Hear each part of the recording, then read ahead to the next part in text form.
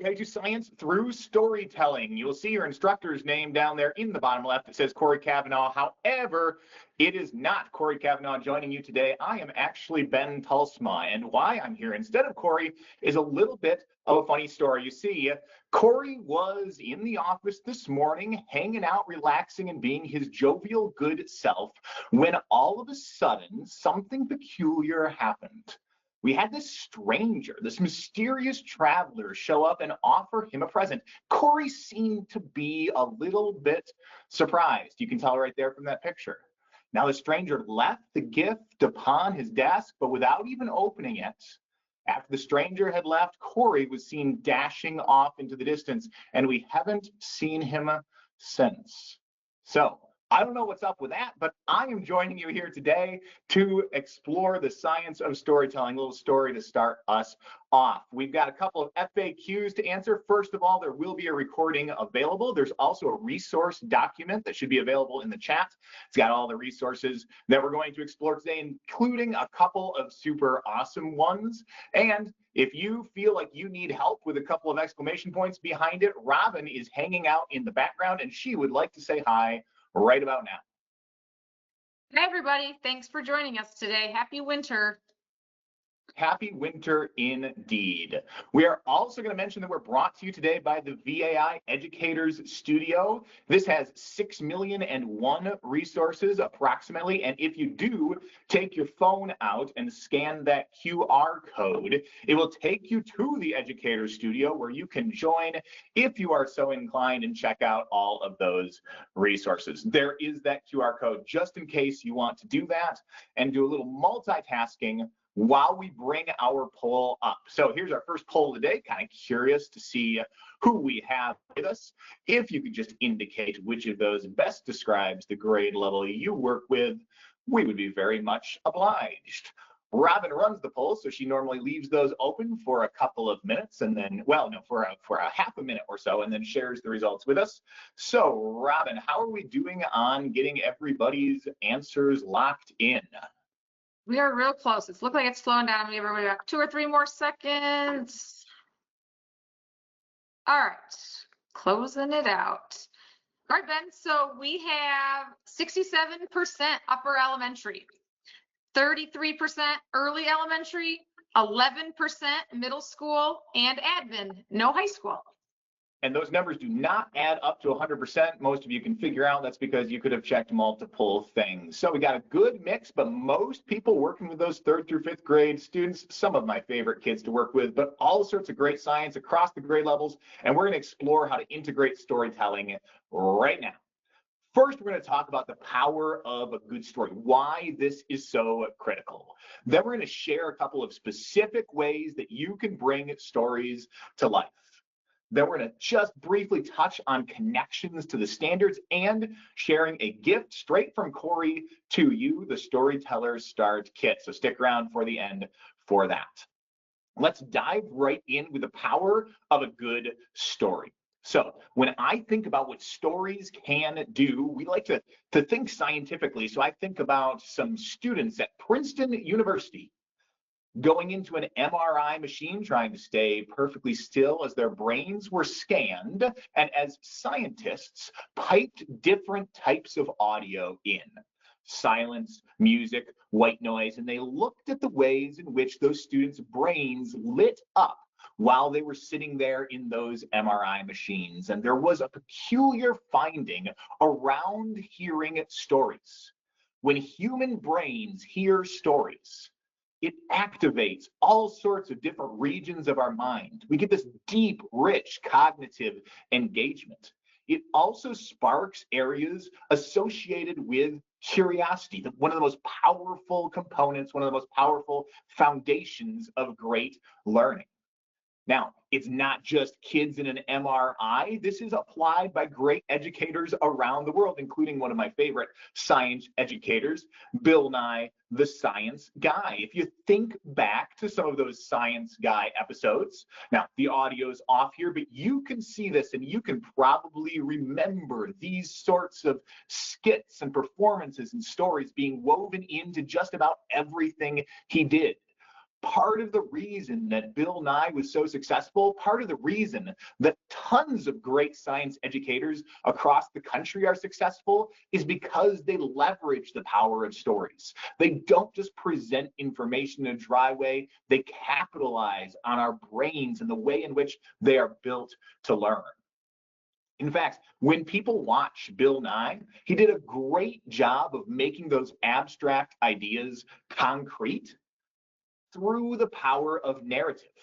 And when they study kids who have watched his episodes, they find that students are able to explain and communicate their understandings more successfully. Right? This is true when we integrate narrative, storytelling into science. It helps deepen student understanding, in part for those two powerful reasons right up there.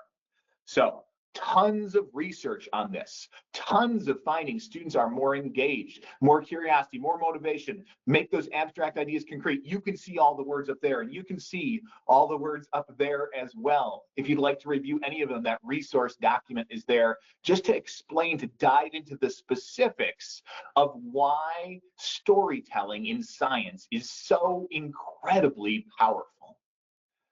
As we continue to think about the power of story, let's play just a quick game, because sometimes there's this tendency to think, oh, I'm teaching science, I need to stay away from the story.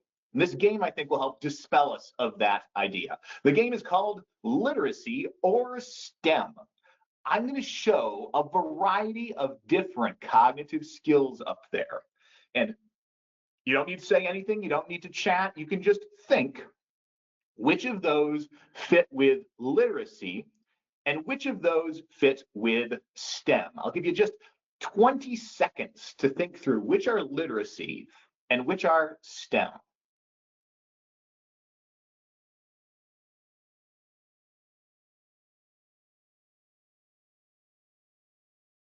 Now, one thing that you're probably discovering as you do this exercise is that this is a pretty big open question. It's difficult to identify exactly which is which. Maybe we'd sort them out like this and like this, but we can see all sorts of instances where those literacy skills would also come in handy in STEM, or where those STEM skills would also come in handy in literacy. There's so much kind of mutuality here. Those thinking skills which are powerful when we're thinking about stories are also thinking skills which are powerful when we're thinking about STEM, and vice versa. So as we integrate storytelling into science and engineering, we're actually deepening the degree to which our students are exercising those rich cognitive skills. So a little Ron Burgundy there. I don't know how to put this, but storytelling in science is kind of a big deal. I don't want to belabor that point. You probably already believe it because you are here, you are watching this webinar, but I do want to think about the specifics. I did want to think about the specifics of why storytelling in science is so powerful. But perhaps even more interesting than that, why, is the what. How can we bring stories to life in science class? So one of the powerful ways to do this is to use stories as a hook to grab students' attention, to pull them into the activity, to spark that curiosity. And what does that look like? Well, if we're going to break stories down and think about just quick attention grabbers, it's helpful to think about how to break stories down to their most essential elements. I love the somebody wanted but so then framework for storytelling. Right? This is about the simplest way you can describe almost every story that we tell ourselves. We've got a main character who wants something. However, there is a problem. Then they have to work to solve that problem, and we get some resolution. As you think through that really foundational skeleton of a story, you probably notice there's a little bit of science and engineering here. Right? We've got that problem and we're working for a solution. We've got this question and we want to get it answered. This ties naturally into the nature of science and engineering. So when we've got stories, we can leverage that problem solution framework to spark some science and engineering activities. Let's think about some classic books, some books that you may have loved as a kid when you were growing up, just to see this in practice. Here's the story of the Three Little Pigs. Great book that tells this from an architectural perspective. We can use this to spark an activity. Read the book and then challenge students. How can you build your own wolf-proof houses?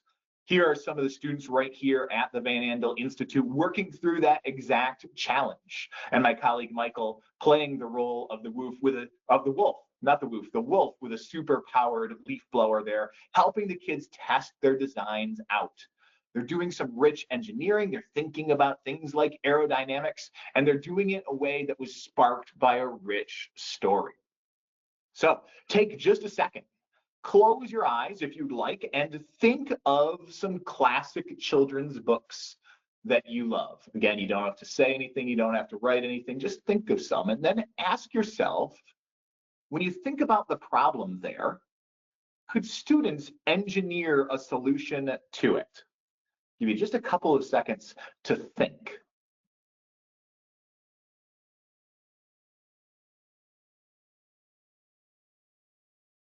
Now, hopefully you are identifying some ways in which classic books that you love, deep, rich literature, can also serve as the hook for a science or engineering activity. If you can't think of any, that's okay. We've got a ton to share. And if you can think of any, we actually have a way for you to share those coming up in just a moment. But I do want to think beyond just those classics. I also want to think about more modern narratives that we might be able to integrate with STEM. Right? Here's a wonderful story called Flight School about a little penguin, Barnaby, who wants to fly but can't. Right? A kind of a heartwarming tale, but you can very easily help your students engineer a solution to Barnaby's challenge. Thinking about nonfiction, this can be a great area to explore hooks for science activities as well. Wonderful book called The Noisy Paint Box. After you read the story, you can create your own Kandinsky-esque instruments, right? If we start thinking about ways to use narrative, to use literature as a hook, we will find a bunch of opportunities. Now, at the Van Andel Institute, we love this approach, so we built this incredible resource to help support teachers. In your resource doc, there is a link to the books to build suite of resources, but we also, it's right there. If you need a little handy dandy arrow in your resource doc, it's right there towards the top, a link to books to build. But we also like to get ideas from teachers and just allow them to share their thinking. And so in that resource doc, there's also a link to a whole bunch of different books and activities that could be associated with them. This is crowdsourced, so it would be super awesome if at some point in time, maybe after the webinar is done, maybe you're doing it even as we speak, if you went in there and you shared some of your ideas. Go down to a new row, add a book, add an activity idea, just real quick, real simple, just to spark some thinking in other educators around the country. So that's one way to use stories. We can use them as the hook to bring students in.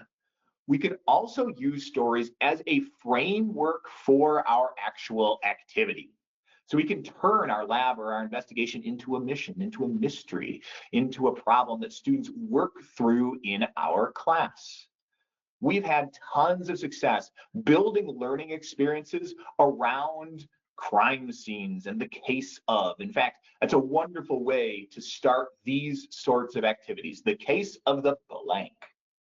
Then we can give students a role to play in that story.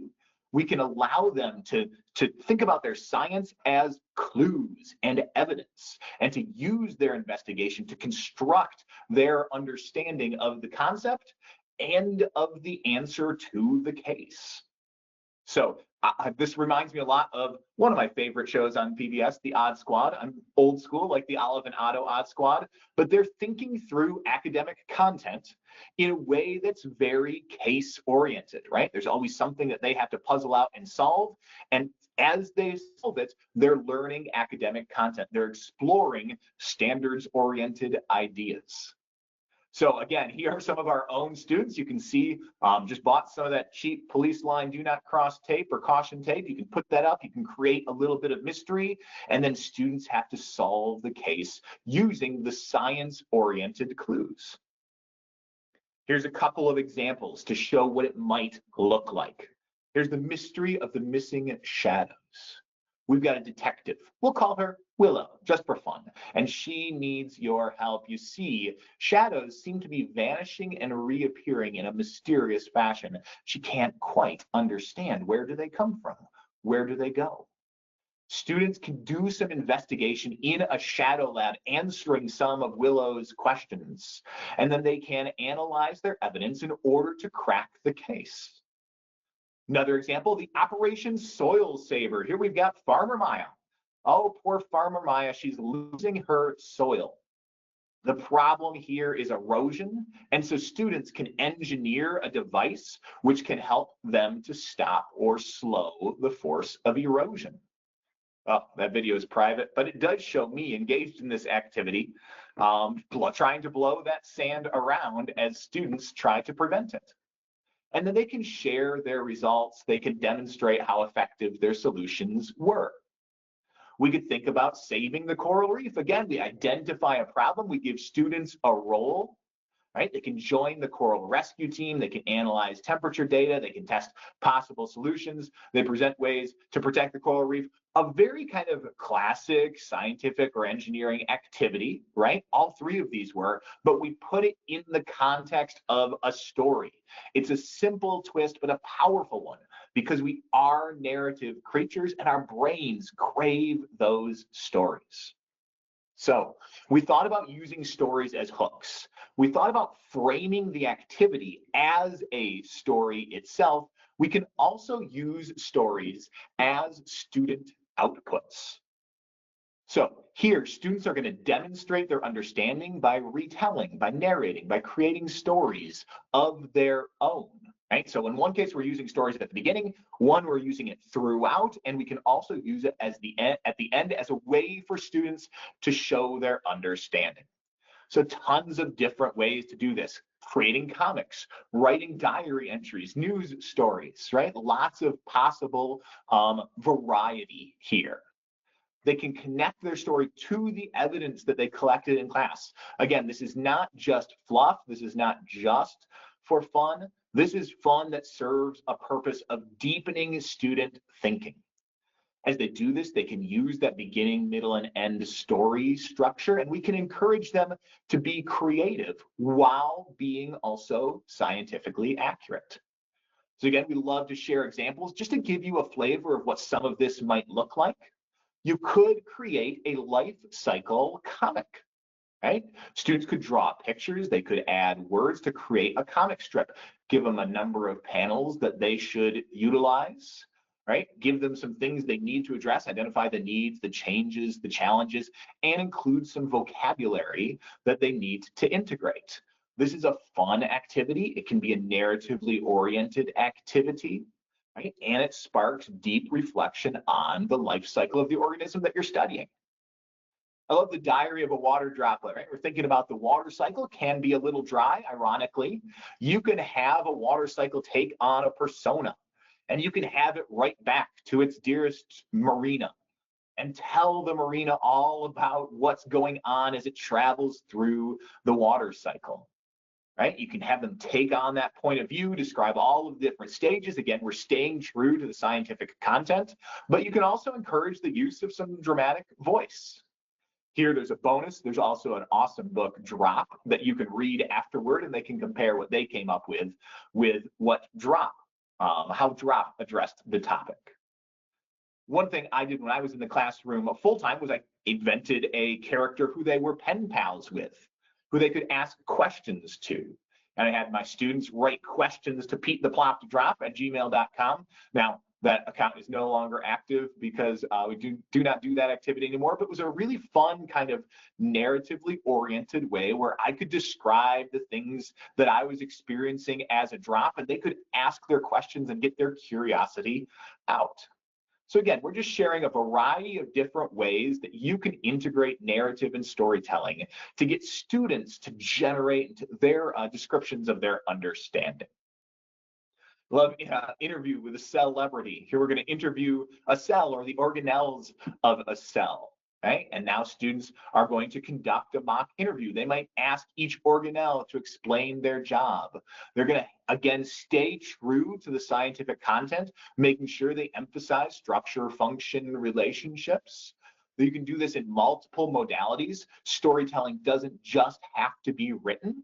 It can also be recorded. Work on those speaking and listening skills.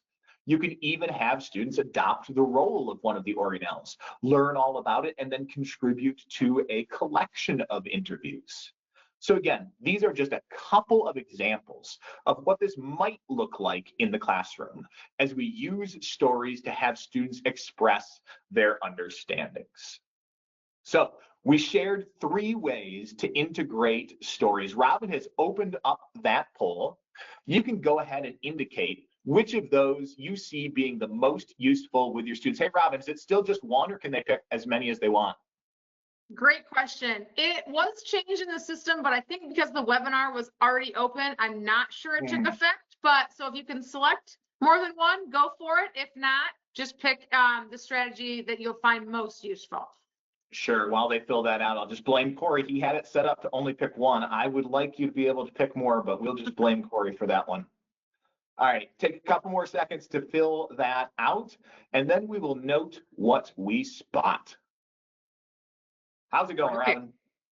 It's good. I've closed it out, and it looks like all of them will be incredibly useful. But at the top, tied at 67%, we have stories as a hook and stories as a framework for inquiry, and then 58% for stories as student output. So all ranked very high. And you must have been able to pick more than one, so you did get that changed. Way to go, Robin. You're welcome. All right, glad that you found those useful. Again, there's lots of different ways to integrate stories. And as a teacher, you know the importance of having that variety, right? If you always use stories in exactly the same way, there's a tendency for the effect to be diminished over time. However, if you've got lots of different tools in your toolkit, you've got lots of different ways to keep things fresh. We do lots of professional development with teachers, and that's one of our big emphases, is making sure that you've got a variety of different tools that you like, so that you can keep matching your students' needs with the correct tool for the job. All right, as we think about this, I've tried to drive home this idea that this is not just fluff.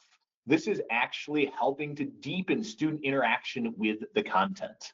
And we can see that in terms of scientific practices, in terms of cross-cutting concepts, and in terms of disciplinary core ideas, right? All of these sorts of things can be deepened and emphasized by integrating storytelling.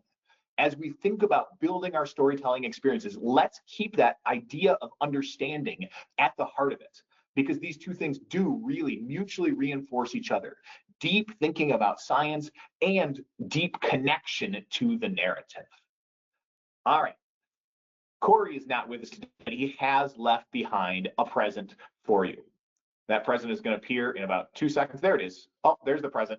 It is opening up for you, and you will see what is popping out of that. What has Corey left with us? Oh my goodness.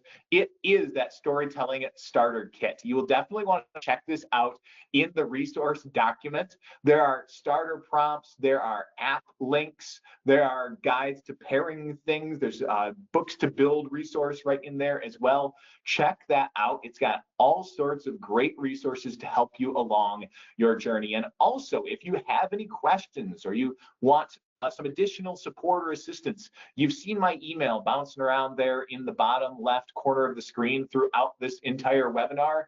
Please feel free to reach out. My team and I exist to support educators and students. So this is what we love to do. If there's any way we can help you bring storytelling to life in your classroom, reach out, let us know. We'd be happy to do that.